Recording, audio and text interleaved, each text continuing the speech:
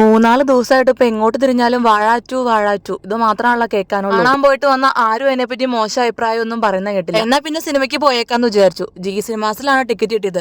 രാവിലെ 10:30 ഷോ. തൊങ്കലത്തേക്ക് അങ്ങ് ചെന്ന് കഴിഞ്ഞപ്പോൾ അവിടെ വനിതകളുടെ റോഡ് ഷോ നടക്കുമായിരുന്നു കേട്ടോ. നിറച്ച ആൾക്കാരും കാവട് തുള്ളലും ഒക്കെ ആയിട്ട് കുറച്ച് തിരക്കുണ്ടായിരുന്നു കേട്ടോ അവിടെ. ഏതായാലും വഴി ബ്ലോക്ക് ചെയ്തിട്ടുണ്ടായില്ല. അതുകൊണ്ട് 10:30 മുമ്പ് ഞങ്ങൾക്ക് തിയേറ്ററിൽ എത്താൻ പറ്റും. സ്ഥാനാർത്ഥിമാരിൽ ഏറ്റവും നല്ല ആളെ നോക്കിയാണോ അതോ ഏറ്റവും നന്നായിട്ട് ഇങ്ങനെ ഇലക്ഷൻ പ്രചരണം നടത്തിയ ആളെ നോക്കിയിട്ടായിരിക്കും ജനം വോട്ട് ചെയ്യുന്നത്. പോട്ടെ, ഞങ്ങൾ ഏതായാലും 10:30 മുമ്പ് തിയേറ്ററിൽ എത്തിയിട്ടുണ്ടായിരുന്നു കേട്ടോ. സിനിമ 10:30 ഒരു മിനിറ്റ് വൈകാതെ കറക്റ്റ് 10:30 തന്നെ സിനിമ തുടങ്ങി. റോഡ് ഷോയുടെ ആഫ്റ്റർ എഫക്റ്റ് ആണോ അതോ സിനിമയുടെ ടൈം അറിയാൻ പാടില്ലാത്തോണ്ടാന്ന് അറിഞ്ഞൂടാ. ഒരുപാട് ആൾക്കാർ ഇതേ ഇങ്ങനെ സിനിമ തുടങ്ങി കഴിഞ്ഞപ്പോൾ ഇങ്ങനെ ടോർച്ച് അടിച്ചുകൊണ്ട് വന്നോണ്ടിരിക്കുന്നു കേട്ടോ. ഒരു ഭൂരിഭാഗം ആൾക്കാരും സിനിമ തുടങ്ങി കഴിഞ്ഞിട്ടാണ് തിയേറ്ററിൽ എത്തുന്നത്. നമ്മൾ എവിടെയെങ്കിലും പോകാൻ ഇറങ്ങുമ്പോൾ കറക്റ്റ് സമയം നോക്കി ഇരുന്നത് ഇതേപോലെ ഇരിക്കും. നമ്മൾ എല്ലായിടത്തും വൈകിപ്പോവും. വഴിയിൽ എന്തൊക്കെ പ്രശ്നങ്ങളോ നമ്മളെ കാത്തിരിക്കാൻ നമുക്ക് അറിയാൻ പറ്റില്ലല്ലോ.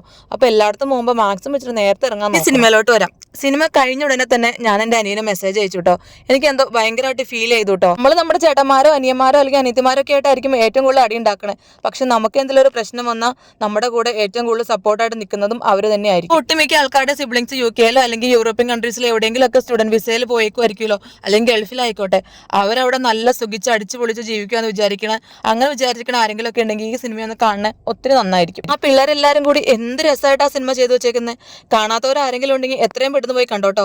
നല്ലൊരു ഫീൽ ഗുഡ് മൂവി. ഞാനും നീന്തൽ പഠിക്കാൻ പോയപ്പോൾ തൊട്ട് കിച്ചു പറയണേ അവന്റെ സ്വിമ്മിംഗ് ക്യാപ്പ് പൊട്ടിപ്പോയി വേറെ ഒരെണ്ണം വാങ്ങണമെന്ന്.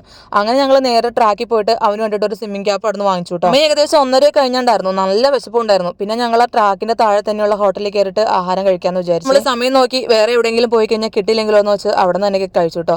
ഇവിടെ ഒരാൾ ബിരിയാണിക്ക് വെയിറ്റിംഗ് ആയിരുന്നു. നോമ്പിലായിരുന്നുകൊണ്ട് ബിരിയാണി ഒന്നും കഴിക്കാൻ പറ്റുന്നുണ്ടായിരുന്നില്ലല്ലോ. പിള്ളേർക്ക് രണ്ടുപേർക്ക് ഓരോ സിംഗിൾ ബിരിയാണി, ഞാനൊരു ചട്ടിച്ചോറും ആയിട്ട് കഴിച്ചത്. പക്ഷെ നല്ലായിരുന്നു കേട്ടോ. അതിനകത്ത് പാകത്തിനുള്ള ഒരുപാട് കറികളൊന്നും വാരിക്കോരി വെച്ചിട്ടില്ല. എന്നാൽ പാകത്തിനുള്ളത് ഉണ്ടായിരുന്നുള്ളൂ. അത്യാവശ്യം ടേസ്റ്റ് ഉണ്ടായിരുന്നു. ബിരിയാണി അങ്ങനെ ഒത്തിരി നല്ലതെന്ന് പറയാനുണ്ടായിരുന്നില്ല കേട്ടോ. ഒരു ആവറേജ് അത്രേ ഉള്ളൂ.